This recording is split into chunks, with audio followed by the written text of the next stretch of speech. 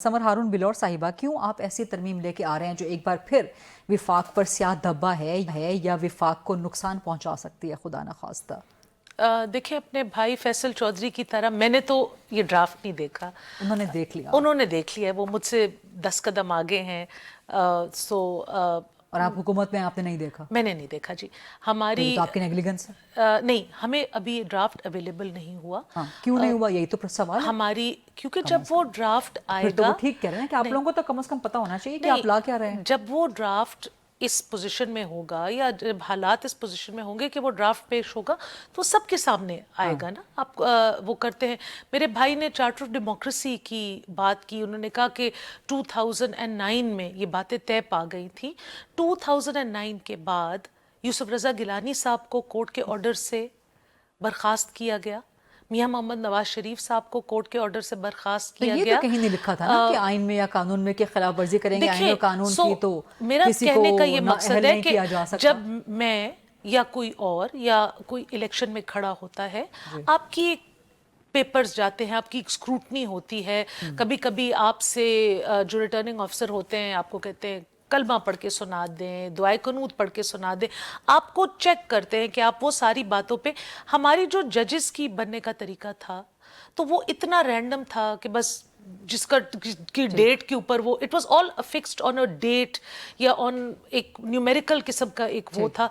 अगर जिस वेस्टर्न दुनिया की खान साहब हमें मिसालें देते थे, सुप्रीम कोर्ट का जज बनना यूनाइटेड स्टेट्स ऑफ अमेरिका में, आपको पता है उसकी उतनी ही कैंपेन होती है। उसकी I think United states president के बाद सबसे ज्यादा स्क्रूटनी होती है हर डिसीजन की, हर लीनिंग की। देखिए, जब हमारे बड़े बड़े फैसले जुडिशरी ने करने हैं, जब क्योंकि पाकिस्तान तहरीक इंसाफ तो सारी आईनी अदालत क्यों लेके आ रहे हैं, इसकी क्या जरूरत है? बेंच बना तो दिया आप लोगों ने आईनी। नहीं तो कॉन्स्टिट्यूशनल कोर्ट्स तो मेजॉरिटी दुनिया में है ना। ये अनहोनी बातें सिर्फ पाकिस्तान में हो रहे हैं। पाकिस्तान की ग्राउंड रियलिटीज कुछ और हो सकती है ना। जरूरत नहीं कि जो पाकिस्तान की ग्राउंड रियलिटी है वही अमेरिका की हो। देखिए, जो बरतानिया की है वही पाकिस्तान की हो। कॉन्स्टिट्यूशनल कोर्ट्स को एट लेंथ डिस्कस किया। कॉन्स्टिट्यूशनल कोर्ट्स में बुराई क्या है? जस्ट बिकॉज ये इसी पे डिबेट होगी पार्लियामेंट के अंदर। पार्लियामेंट के अंदर डिबेट होनी चाहिए। देखिए, पाकिस्तान तहरीक इंसाफ अपने दौरे हुकूमत और जब इमरान खान साहब को डिपोज कर दिया गया by vote of no confidence, उनको बंदूक या गोली के जोर से नहीं डिपोज किया गया, पार्लियामेंट्री तरीके से किया। ये लेके सारी सियासत कोर्ट्स के अंदर चले गए और फिर वहां पे आपको पता है कि क्या हुआ और क्या सबको भुगतना पड़ा।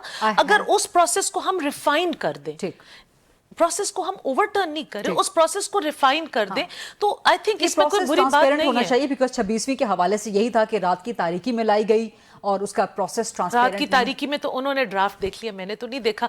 हम ड्राफ्ट दिन को देखेंगे जब वो सामने आएगा। दिन के उजाले में 27वीं तरमीम लेके आएंगे। दिन के उजाले में 27वीं तरमीम। इसी पॉइंट पे मुझे प्रोग्राम रैप अप करने दीजिए। बहुत शुक्रिया एडवोकेट फैसल चौधरी साहब।